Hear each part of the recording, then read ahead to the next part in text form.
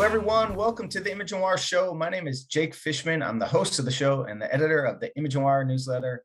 And I'm very happy to have David Hashimoto on the show with us today. David has a really deep history in medical imaging. I'm sure he has seen a lot. He's definitely learned a lot. Those are two of my favorite things to have as a guest on the show because of all the things that we can learn. And I can't wait to learn from David. So David, welcome to the show. Thank you very much for having me. It's really good to have you. So David, I did some LinkedIn snooping on your profile today, and I saw that you've been in imaging for quite a while. You look like a pretty good guy, but we're on decade number, I guess, 3. Yeah, And pretty close to 3. Yeah, it's hard to believe that when you think about how long we've been doing this, but yeah, since I graduated in 95 or so, we've been able to work in a hospital, be able to be on the patient care side of things, manage patient departments, and as well as then get exposed to industry. Did applications, worked in product management, and then be able to travel the world and do business management, specifically in the area of Asia Pacific, which was a really great run. I spent about 16 years out of the US being abroad, about 3.5 in Japan, and then the rest of it in Singapore, Asia Pacific proper. So it was a great experience, great for my family, and you're right, we've seen a lot. That's so cool. And fast forward to the last couple of years, you've been pretty active at Canon. Tell us about what you're doing over there. So I joined Canon in 2019, and it's been just a little bit over my 3-year anniversary, and it's been a great run. I was really enjoyed my time with the team there at Canon, been able to look at things differently, be open to new ideas. And of course, as you know, all of us really struggled with what happened in 2020. And what do we do in that time that we had kind of limited capacity and flexibility to be able to tell our message and story to customers? And so, digital has been a big part of what we've been working on, and it's paid off extremely well, not only in terms of financial results, but also just in the way that we think, a general headset about how do we interact with industry and how do we partner with customers.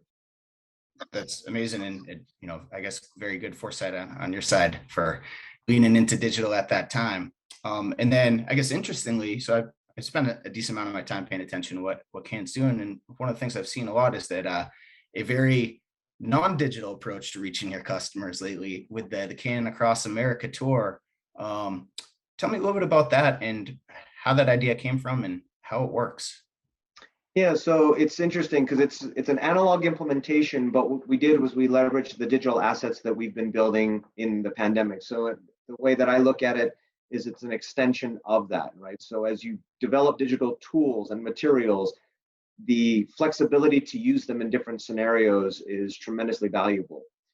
And one of the things that we learned is that traditional marketing tactics and building awareness sometimes aren't always the best of friends. You can get your message out there, but a lot of times the stickiness isn't really tangible. And that's the hardest part about marketing. The pandemic made it even more difficult. And so we had to figure out a way to marry these two scenarios to try to get a little bit more out of it.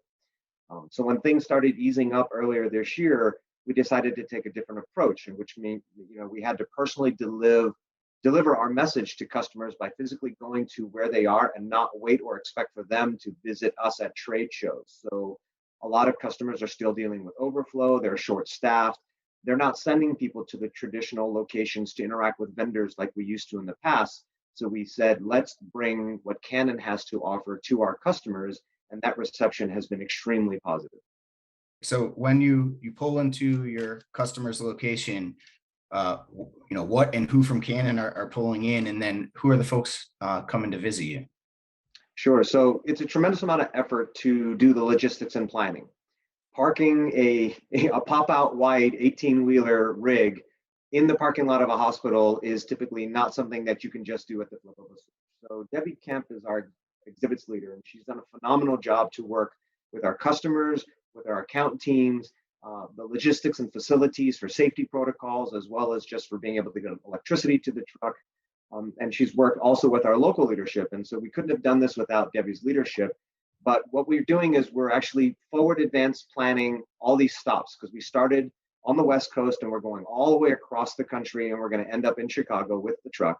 And so trying to figure out how do you book these reservations and get these stops, and then driving the truck from one location to another has been a very interesting challenge, but it's been a huge team effort because local leadership helps to solidify the appointments, the customer interactions, and when we're going to meet with people. The modality experts are there to answer questions if you want to go deeper. And of course, we have the ability to talk to the headquarters. So our executive staff is also equally accessible because the truck is 5G capable ready. And so we can do product demonstrations into our offices in Boca Raton, Florida, or into the Irvine Learning Academy, no matter where the truck is. And so it is digital, but it also is analog. But what it does is it doesn't force the customer to have to leave their facility to come interact and learn about Canon. So for the guests that are coming in from the hospitals, what are the types of roles that they're So we are getting healthcare providers in the actual imaging space, so the department staff, but we're also getting leadership and management decision-making individuals who are curious as well. And I think in several of the steps where we originally had contacts with people who were the specialists, right, board-certified radiologists, people in the areas of cardiology or MRI and CT, when they came and saw the Canon Across America tour and the entire portfolio that we have in the tour, they went back into the hospital and started getting some of their referring colleagues. So people who use imaging services but never typically know what is being used to acquire the images. And so we've been able to widen and deepen the touch points of the people that we talk to, because normally you wouldn't be speaking to, a vein surgeon, or you wouldn't be speaking to a referring cardiologist, but because of what they're seeing, they're going back into the hospital and sharing that experience. And so we're being able to talk to a much wider audience of people, as well as the C-suite, who are coming in asking about operationally what we can do to help them reduce cost or get rid of waste in their operations. For the type of folks who are coming in all day, what's the like traffic like? So originally, we did an ROI based on 30 to 40 customers physically visiting each one of the stops times 40 to 50 stops. We've surpassed that number substantially. I mean, even our very first stop, where it was our maiden voyage and we weren't really sure what was going to happen, I think we saw at least 75 to 85 customers. And so we're looking at triple digit participation for every single stop. So you can imagine what that translates to people that we have follow-up conversations with, as well as the website traffic and all of the other activities that are supplemented by this ability to say, now that we understand what Canon has to offer, it's made differences in our direct P&L. It's also made differences in terms of our funnel. But I think the most exciting part is that the relationships that we're building and the understanding of the Canon value proposition is so much more clear to our customers than it ever has been before. When you have these conversations with these, 80 to 90 people who are coming in at each stop or each day, what are the types of things that you're learning about, what's going on the imaging teams or among the referrers? The pandemic, of course, is really still top of mind. A lot of places, depending on when you are still coming out of that adjustment, right? There were movement of financial resources, so purchases got pushed off. The markets are coming back.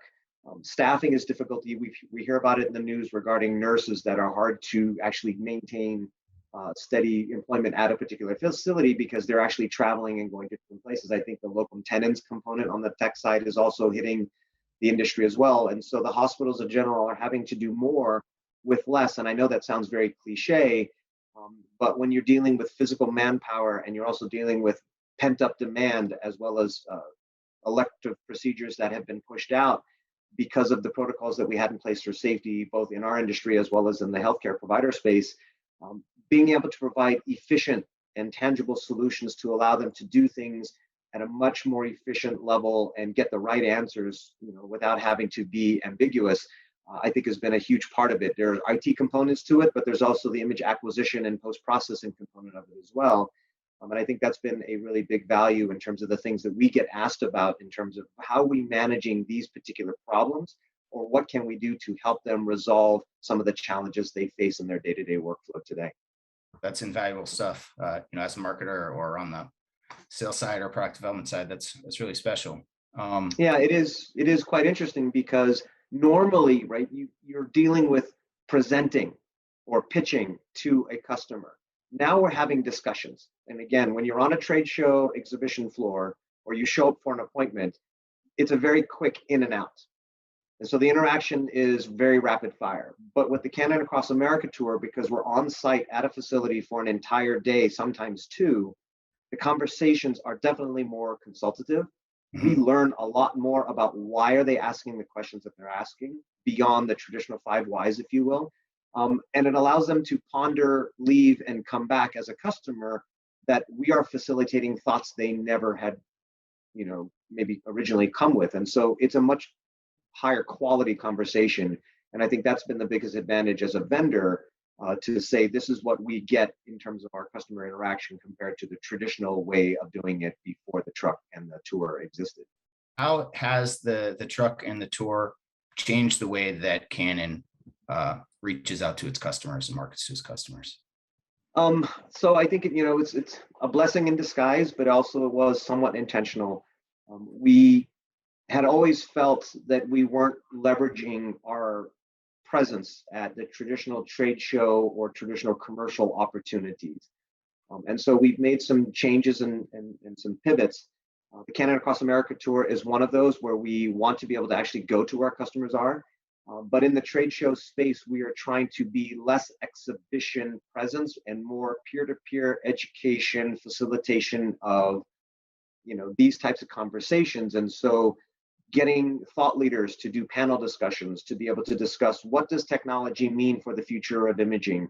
What are some of the challenges coming out of pandemic? We did an AI and a pandemic roundtable at last year's RSNA, and we're trying to help bring these thought leaders to share on behalf of Canon as part of what we believe, as part of our trusted partner position, to be able to stimulate thought within other healthcare providers to say, aside from the technology, the bits and the bytes, what exactly is it that we should be discussing as an imaging collective for solutions, partnerships, and ultimately, the future of our industry and our imaging ways.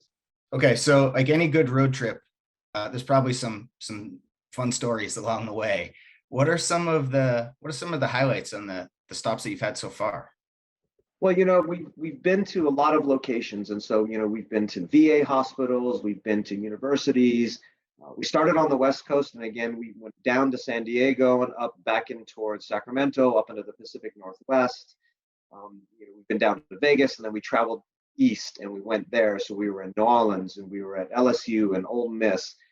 What's really been very interesting is that we, as I mentioned before, in the traditional space of the exhibition, customers are typically coming to us, but because we're going to them, I know I heard a story of the site that we visited in Pocatello, Idaho, where we had balloons and signing in the hospital parking lot that were welcoming us to their facility. So it's kind of a reversal, right? We were now guests providing service and information to a hospital, but they viewed it as they were hosting us.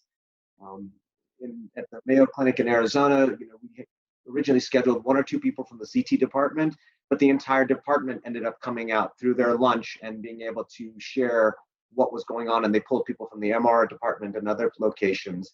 UCLA, we saw 100 plus people. We saw department staff people.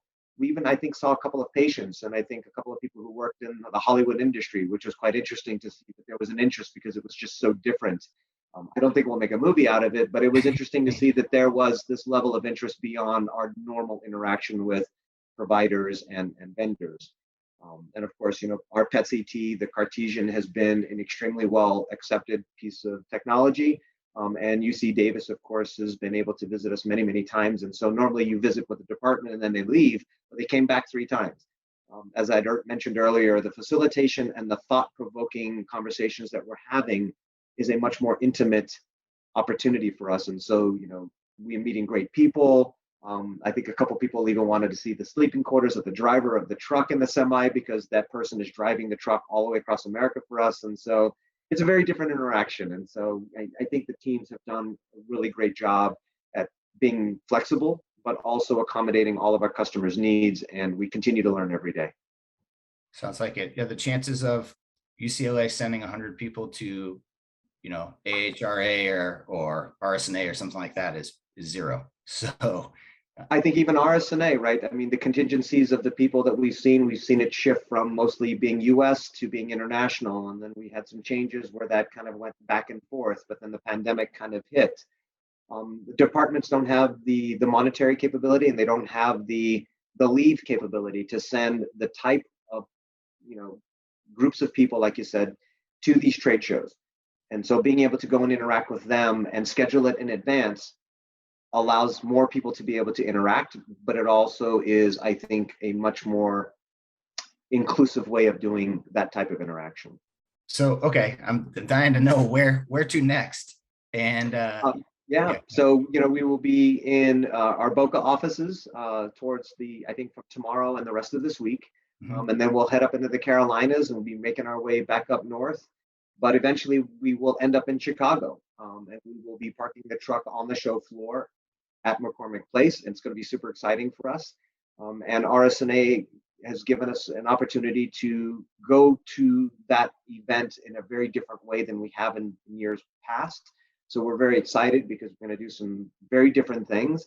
And I think our customers are going to enjoy that experience, because I think that's why we go. It's to make sure that the customer experience is the very best we can possibly make it. Well, that first of all, that's awesome, and I can't wait to see it at RSNA. For the folks who uh, either want to follow along or might be along your tour path and want to meet up, how do they get in touch with you, and how do they follow So along? we have a website, and we've got, of course, social media feeds on LinkedIn, Twitter, etc. So we will provide those links and that address information, but you can actually see a live interactive map of where we've been and where we will be going. And if you want to be on the list, or if you want to make sure that we stop by your place, we give you the opportunity to reach out to our local representative and leadership, and we will do everything we can to make sure we stop by. Well, that's so cool. And what I'd say to the folks watching, if you're, first of all, I've been to the Canon Across America site, and it's really cool, and it really helps kind of personify the imaging teams that are doing this work every day, and helps bring that stuff to life. And also, it's a great follow along. But so if you might not be on the path, check out the site, and if you are, reach out to David's teams. Go ahead and log in through the site and try to set up a time to check this out. It seems really cool. It definitely, maybe not once in a lifetime, but I haven't seen it, and I've been paying attention to imaging for 4 years. So this, at the very best, it's a once in a while opportunity. So that's really cool. David, thank you so much for coming in, and kudos on putting this together. This seems like a really special way to connect with your customers and people who might be your customers. Thank you, Jake. I appreciate it. And of course, if you want to come out, just let us know the stop you want to visit, and we'll make it happen. I wish I went to the San Diego one, but no matter what, I'll go to the RSNA one. I'll tell you that much. The only place we couldn't get the truck was Hawaii, because somehow there was a water issue. Maybe that's the one I'll go to next time. There you go. All right, David, thank you very much for coming on. Great job. And thanks for everybody who's watching right now. Thank you very much. Have a great day. Take care. Bye-bye.